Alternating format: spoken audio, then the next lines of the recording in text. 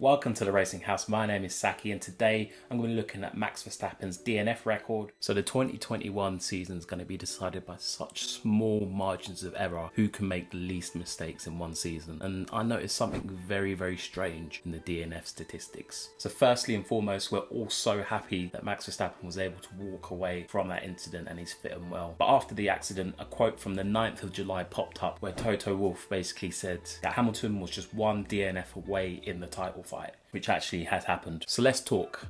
Fan to fan, Max Verstappen has rightly or wrongly got the reputation of being an aggressive driver, crashing, not finishing races, and this got me thinking, is this a fair reputation that he's managed to get himself? I decided to look at the DNFs for Lewis Hamilton and Max Verstappen to see how they compare and do a post for my Instagram page, and what I found was a little bit alarming. It made me really think, is Max Verstappen's DNF record going to be the main thing that is going to stop him from being able to secure his first world title?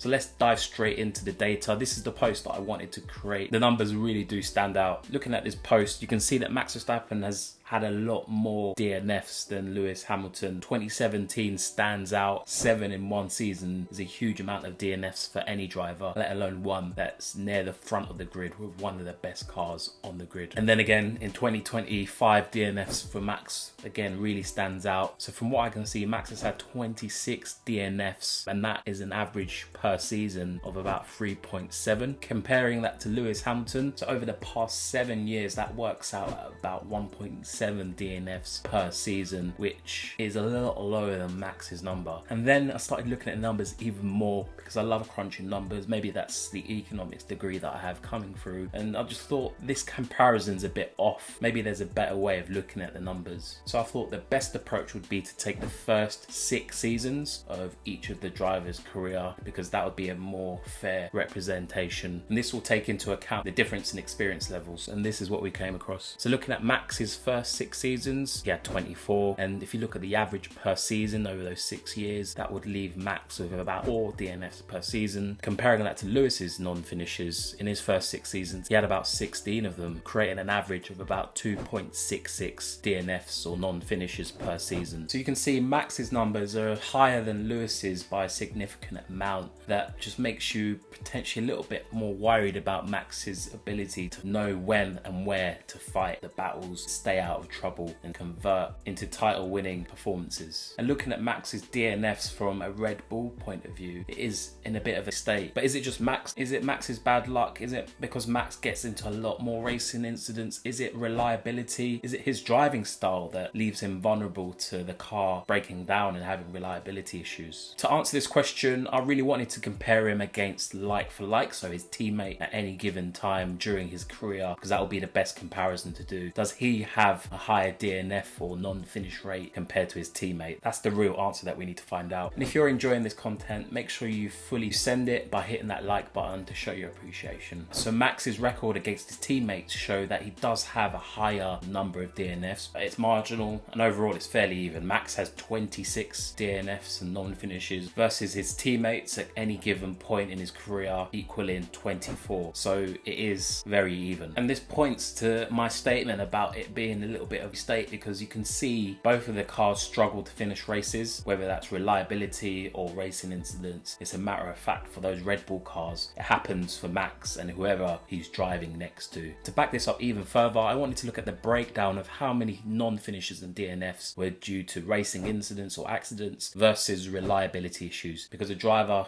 shouldn't really be punished because of reliability issues. You can't really say it's their fault unless there's something about their driving technique and their driving style that leaves them more vulnerable. It's very evenly split. 13 of the non-finishes are as a result of racing incidents, and then another 13 are as a result of reliability issues with the Red Bull. It makes me wonder, has that been the massive Achilles heel of Red Bull? The lack of reliability and unpredictability in terms of what the car's going to do and when it's going to implode. And I really do think think it's going to have a massive say on Max's ability to secure a world title. Red Bull have obviously worked on a lot of things. I think they've spent more money on developing the car, developing the engine, getting Max into that position for this final year before the rule change to allow him to challenge for that title. But looking at the number of non-finishes as a result of racing incidents, 12, I wanted to compare that against Lewis Hamilton's first 6 years to see if he got himself into similar situations or racing incidents and accidents as a result of his youth. Looking at Lewis in his first 6 years in the sport, 6 non-finishes were as a result of reliability issues, and then 10 were as a result of racing incidents, collisions and accidents. So whereas Max had a 50-50 split between incidents and accidents versus reliability, majority, 62.5% of Lewis's non-finishes were as a result of racing incidents and accidents.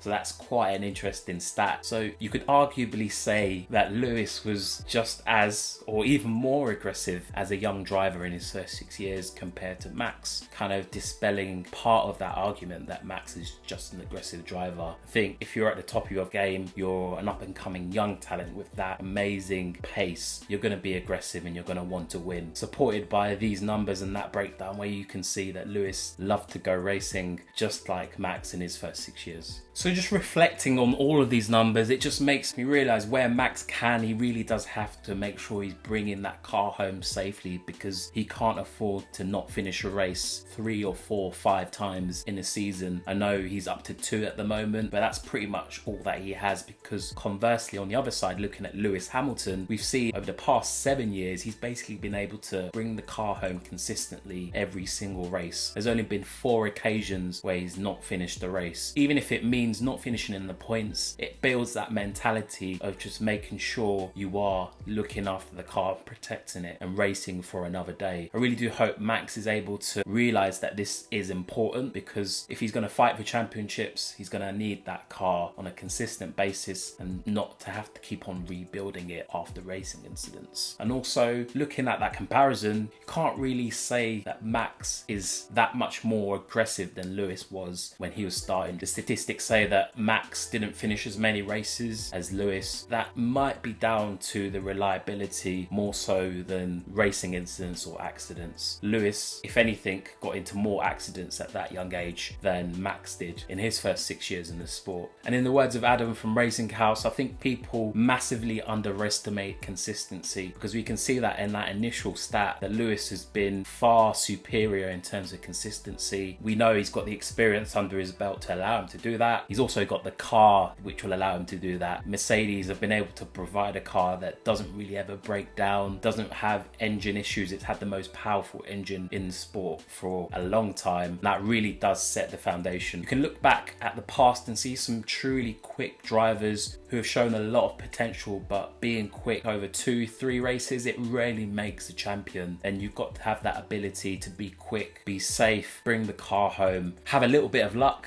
and not get involved in a sandwich or be the one that is taking someone off the track and ending your race at the same time. And overall, I really do hope Max is going to be able to do this, because he has all the potential and has all the skills, and now he's got the car to be able to take him to his first world title. Let me know what you think in the comment section down below. Do you think there are other factors that come into play, such as the differing driving styles potentially? Have you got any theories? Let me know what you think. And if you enjoyed this content, please make sure you full send by hitting that like button to show your appreciation. So yeah, it was a bit shocking at first.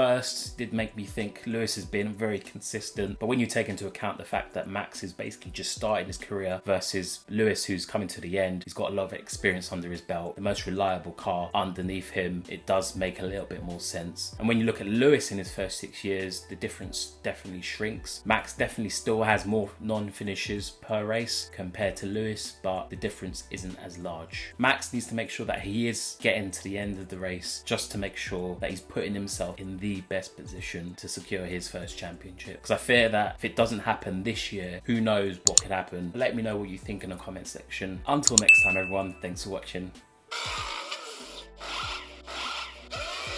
Like, subscribe and hit that notification bell to ensure that you get all my latest videos.